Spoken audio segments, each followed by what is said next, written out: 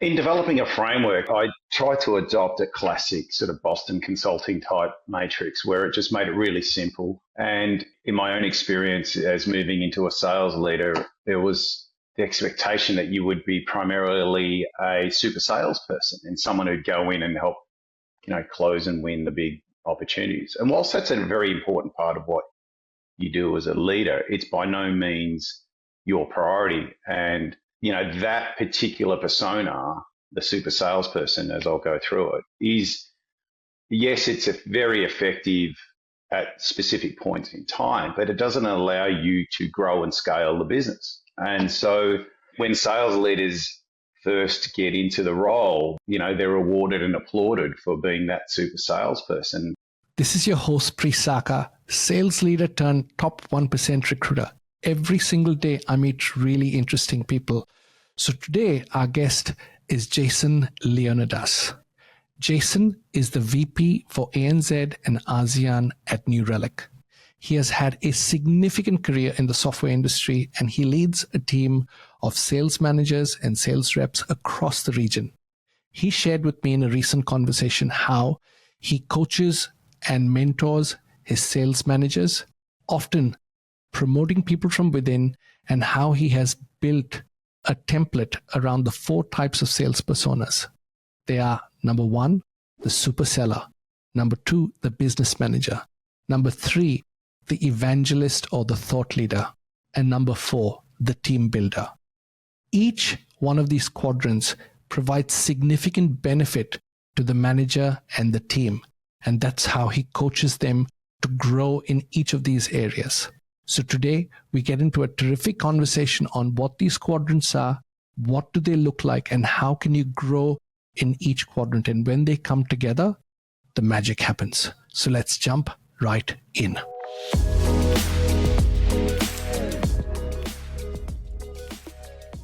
Jason, thank you so much for joining me today. Good morning, Pre. Excited to be here. Fantastic. Now, for context for the listeners, Jason and I were having a conversation, and he was talking about how he likes to coach, onboard, and develop both sellers and leaders. And he talked about the 4 types of salespeople. And I said, I'd love for you to share this on the next episode of my podcast, because I think it's going to be super useful both to sellers who want to be leaders as well as leaders as well. So, Jason, before I get into the 4 sales personas, tell me why. What is it that has driven you to create some of these slides and ensure that you set up people for success? Yeah, thanks, Pre, and I really appreciate the opportunity to share some of this stuff. The obvious thing is organizations are really good at doing onboarding, and they onboard typically around products and solutions, but they typically don't onboard well around soft skills. Particularly as you develop future leaders and they get promoted from being individual contributors to leaders, there's certainly very little onboarding or structure around on how best to do that. One of the biggest challenges is great salespeople don't necessarily make great sales leaders. It doesn't mean they can't, but if they're not well equipped, then they're likely not to succeed. So as I started bringing on individual contributors and developing them as sales leaders, I needed an easy framework in which I could share, my experiences, but also help them focus on what their core priorities were. Yeah, that is exceptional, and it's very insightful because, like you said, 99 out of 100 times onboarding is mentioned, it is about products. It is about solution and value proposition. It is not about how do you get this person to operate at the next level in this role. So thank you. Tell me a little bit more about the 4 sales leader personas. So in developing a framework, I try to adopt a classic sort of Boston consulting type matrix where it just made it really simple. And in my own experience as moving into a sales leader, there was the expectation that you would be primarily a super salesperson and someone who'd go in and help, close and win the big opportunities. And whilst that's a very important part of what you do as a leader, it's by no means your priority. And that particular persona, the super salesperson, as I'll go through it, is, yes, it's very effective at specific points in time, but it doesn't allow you to grow and scale the business. And so when sales leaders first get into the role, they're rewarded and applauded for being that super salesperson. So they gravitate towards it. It's very natural for them. It's very comfortable for them. They can go in and help the sales account manager or sales representative to be very successful. But, are you teaching them or coaching them? And so, are you doing it for them, or are you empowering them to do it themselves next time? So frankly, when I started in my first role, that's exactly how I felt. That the pressure was on me to go out and drive and grow, deals. What I didn't realize is where you get the most value is empowering your team, putting your team first, recruiting well, enabling them, and getting them up to speed to be, outstanding sales professionals. So I started thinking about, well, how do I do that? How do I create great salespeople? How do I create high-performing sales teams? And that's all about, empowering them, and what are the core skills they need.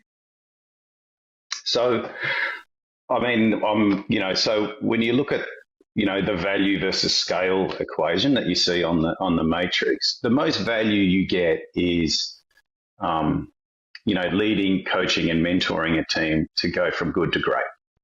And how do you do that? Well, you instill, an element of professionalism, and like any other profession, sales has got science behind it. It shouldn't just rely on natural ability. There are methodologies, there are processes in place that enable you to be far more successful at selling. So examples are MEDDPICC, challenger selling, which has been my favorite and probably the most influential in my career. Spin early on was a great one. Those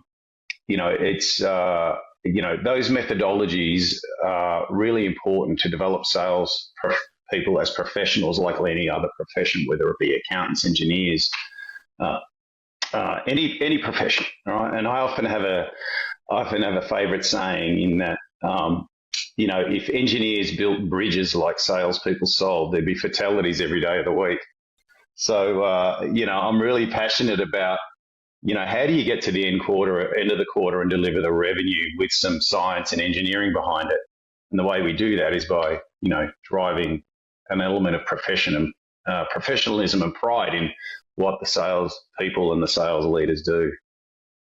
Yeah, look, I've actually just in the last 2 weeks spoken to a sales leader who has inherited a team where the previous sales manager was a super seller, and they're seeing behaviors where the enterprise reps are waiting for the sales manager to go and do something for them, or to close things for them, or to front up to this meeting, which means that they're probably the busiest person in the team, whereas enterprise reps, are probably more like people who are setting up the meetings and, getting the process work done. And what they've said is that what these people really need to go to the next level is actually exactly what you're talking about here, which is that team builder, coach, mentor. So we've got this slide up on the screen for people to take a look at. But so you've got, at level 1, which is the super seller. But then if you go up on value, you've got the thought leader. So tell me a little bit more about the thought leader, and then I'll come back and ask you questions about business manager and team builder. Yeah, so the thought leader is incredibly important because it's what gets you in front of strategic customers and even partners if partners are an important part of your business. It enables you to go in and differentiate your solution and your offering. And the way you do that is because you get across, as a manager, you get across a lot more accounts and a lot more customers at a senior level, and you're able to elevate the discussion into a value discussion, as opposed to typically what we see the sellers and the pre-salers doing is a lot more speeds and feeds. So it is really important. I think the most valuable thing you can do as a sales leader is drag out the value piece when you're going through your sales process, because again, typical IT firms, software companies, US based particularly, all the marketing and talk track is all around features and functions, and people don't buy features and functions. We need to link that to value, and as a sales leader, you need to be able to turn those speeds and feeds into a value statement or value statement specific to that customer. So, being able to be that circuit breaker almost, or that individual that comes in and lifts the conversation, is a really important part of what a sales leader does, because customers and business partners, for example, resellers or system integrators, they have existing relationships. They have existing technology partners. Why would they, why do they need to establish yet another relationship with you? And that only comes about by attaching to business value. So how are you impacting your prospect's customer? If you can articulate that, then you're likely to be far more successful. And so I see that as a really important part of what a sales leader does, is to help elevate that discussion out of the technology. And just like you said here, going back through my first 7 to 10 years as an AE and a sales leader, I was always drawn to people who can lift the conversation to that next level, and then looking through a lot of the sales leadership hires, again, people who can elevate the level of the conversation.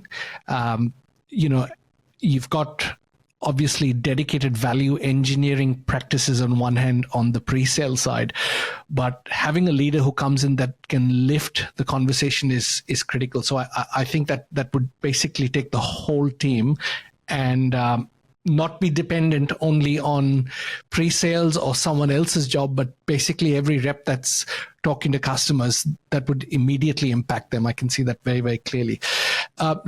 Let's transition to the business manager. What does the business manager look like? What do they do on the scale piece? The business manager is someone who is well across the financials of their business. So what does that mean? What's the size of the account base? What's the size of the total addressable market in your territory? They're looking 1, 2, 3 quarters out to look at pipeline. They're looking at pipeline progression.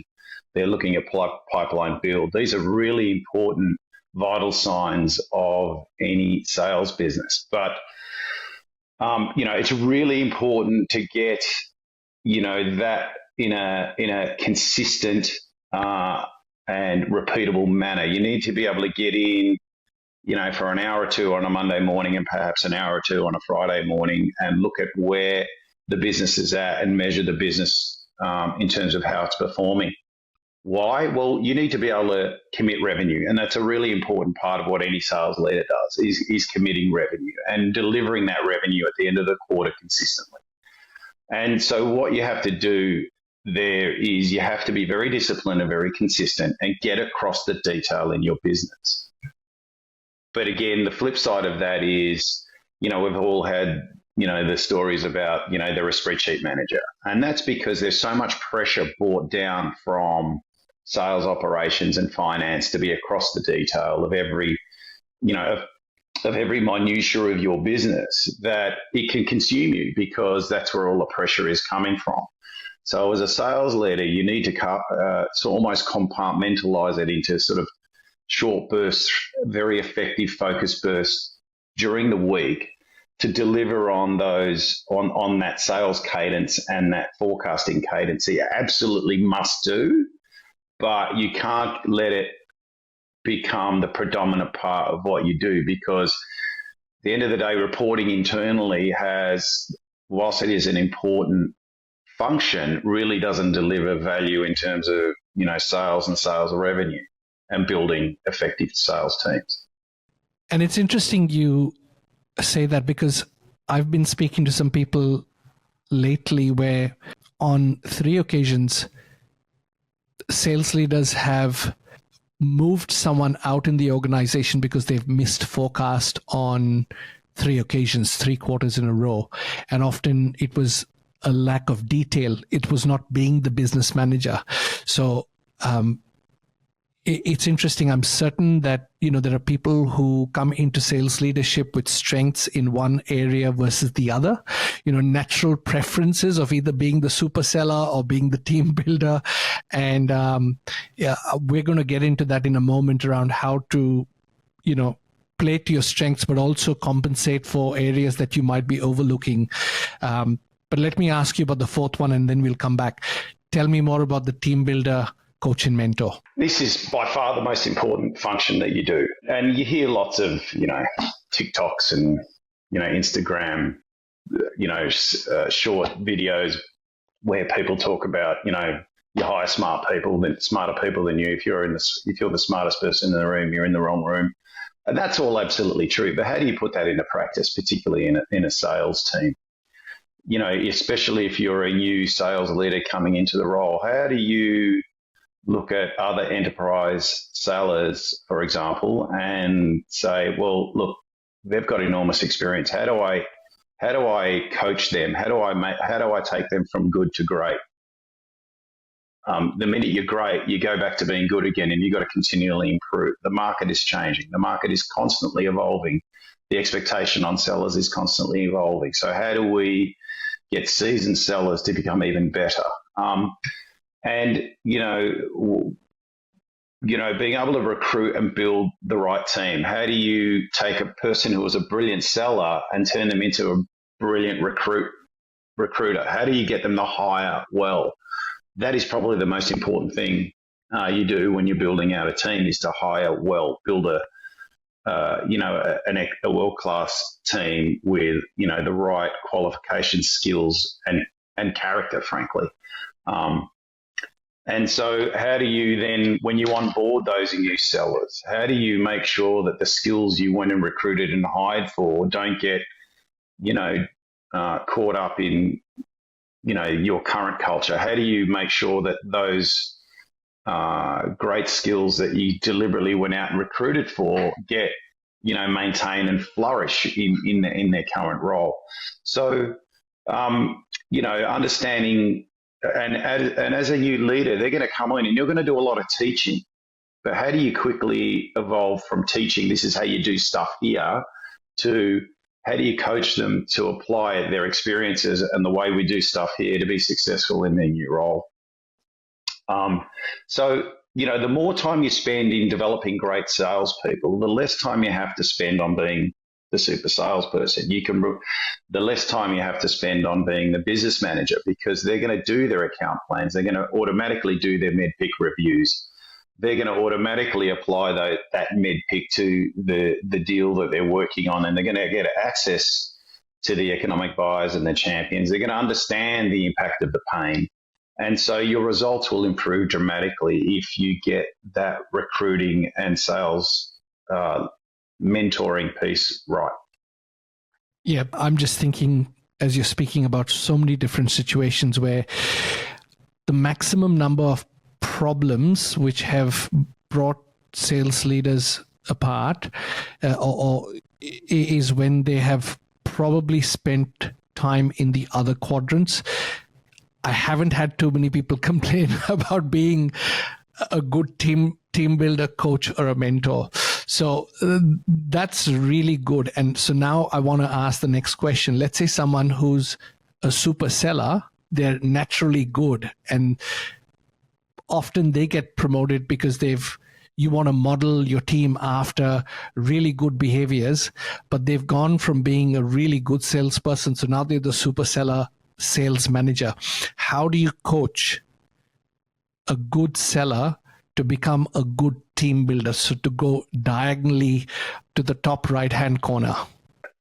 And that's precisely the point of the matrix. It's very easy to talk about it, but if they've got something simple, and salespeople generally are fairly coin-operated, fundamental, and I found this a very useful, simple tool to help give them direction and where they want to take their own careers. So, being able to build out a team and getting that team to scale is something that they've never had to think about before. They were rewarded previously for being a super salesperson, and then they might have been pretty good business managers in their own in the way they manage their own territories. They might have been really good thought leaders. Great AEs earn their seat at the table. They understand their space. They understand their customer. They understand their solution, their competitors. That's what helps them become great salespeople. But they've never had to mentor and grow the next generation of super salespeople. So when you're doing that recruiting, it's really important. When you're promoting them out of the field, it's really important to pressure test their mindset around, are they going to cut it as a coach and a mentor? Are they going to be able to make the hard decision? Are they going to try and be the salesperson's friend, or are they going to try and be the salesperson's leader? And so I put a lot of emphasis into understanding that mindset before we even think about or contemplate promoting a salesperson into a leadership position. That's the first thing. The second thing is when they're in the role, you got to spend time with them doing one-on-ones around how are you doing? How are we doing? What do you need? Typically, the biggest trap we fall into is going straight to the operational cadence. Where are you at with that deal? Where are you at with this account? And it gets very operational. When you're talking about career development, you have to have, specialized career coaching sessions at least once a month, preferably in the early parts of their career, probably once a fortnight or once a week, where you're working again, on the business, not in the business. And on the business in this situation is on the people that you're entrusting with the leadership of your team. You're entrusting with, the majority of contact and the majority of relationships with your key customers and prospects, right? So you've got to make sure that you're across that. You've got to make sure that what they're doing is maintaining the culture you want to build, and you're getting the results. So in the same way you're coaching your new sales leader to be a team builder, coach, and mentor, you need to be practicing exactly the same behaviors. Yeah. And I think that, the pressure that builds through the quarter, from the start to the end, will obviously now start dragging people into different quadrants of operations. So is there a recommended flow, depending on how things look like on the first week versus the 13th week? Yeah, of course. Yeah, look, I call it the rubber banding, where you rubber band between the four quadrants. And typically the first weeks of the quarter, you're well and truly on the bottom right there as a business manager. You're preparing the forecast, you're doing the metric reviews, you're working out, what are the deal stages, what you can commit, what's in best case. You're in that detail, in the very first weeks of the quarter, because you got to submit your commit at the beginning of the quarter. You then have the opportunity to get out and meet some of those customers that you're committing deals for. So hopefully you've met them in the quarter before, but you might be meeting them within that quarter. So in sort of month 2, you're out there, meeting executives within your customer base with your salesperson, and you're spending time doing your one-on-ones with your team. So that's when typically in the middle of the quarter, you elevate on the business and you're looking at your customers and your team to make sure that, everything is as expected.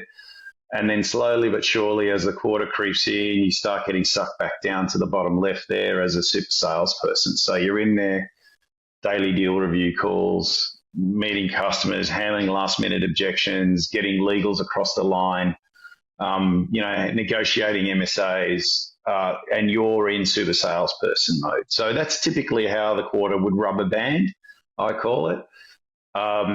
And when and it's really important at the end of the quarter, at the beginning of the next quarter, you sit down with your FLM and say, right, take me through your previous quarter. Where did you rubber band? How much time did you spend on the business versus in the business? What changes are you going to make this quarter to ensure that you improve on that? How do you spend less time in the business next quarter than on the business. So again, it's about understanding the fact that, look, business pressures hit. You are going to have to be fluid in how you move around, but you need to be aware of where you are at any point in time. And, you have to be effective in each one of these. That just because you don't want to be a super salesperson all the time does not mean you stop being a super salesperson when required. That's just nature of the business. Yeah, that's fascinating.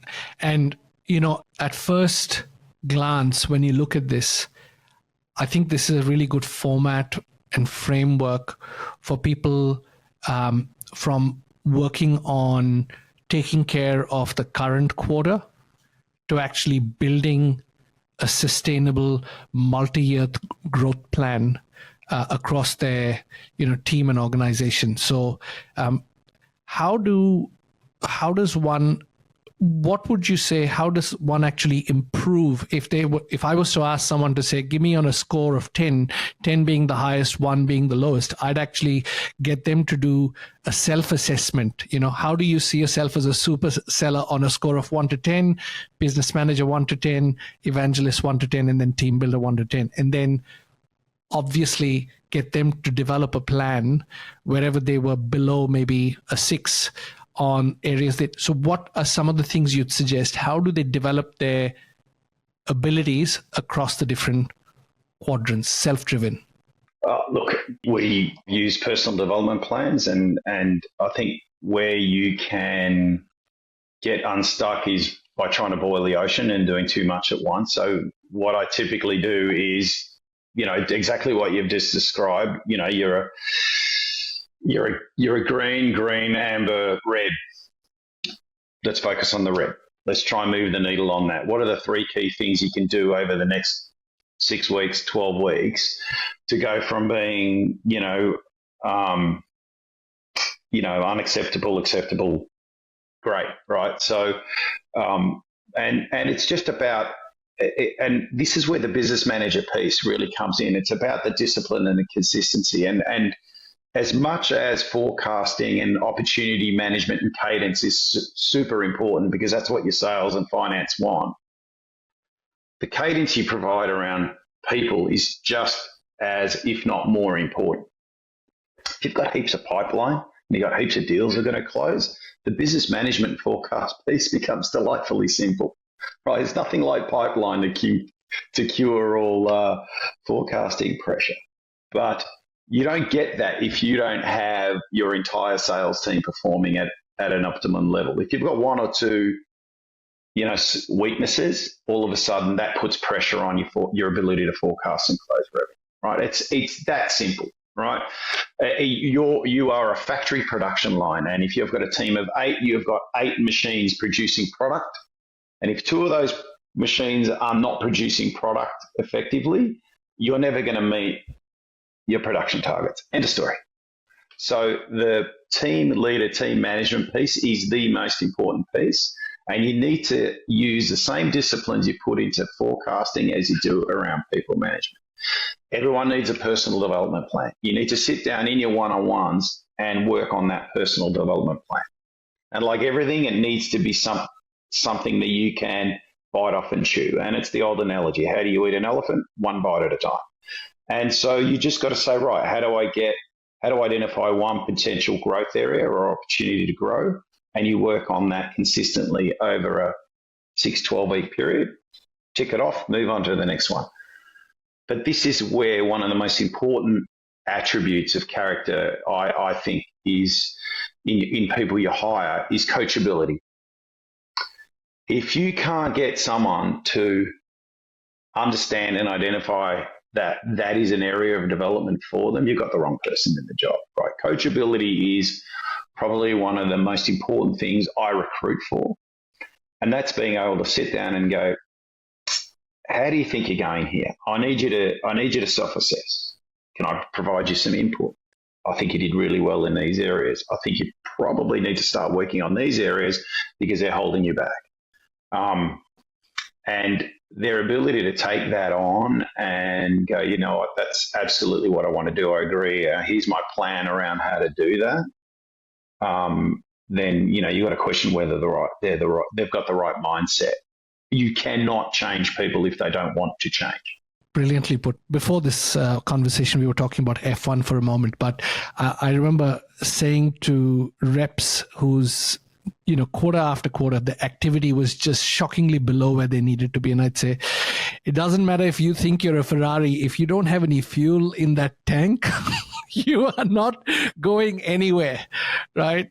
It doesn't matter how good you think you are, if you're just not, you know, bringing that motivation. And it's the same with, I think, with people, it's a skill versus will job. Do you want to be a good leader? Do you want to go from being a successful seller to a significant leader? Because one thing I find with good leaders is that they have been able to change the focus from themselves to others, and that they're finding their success now through enabling others.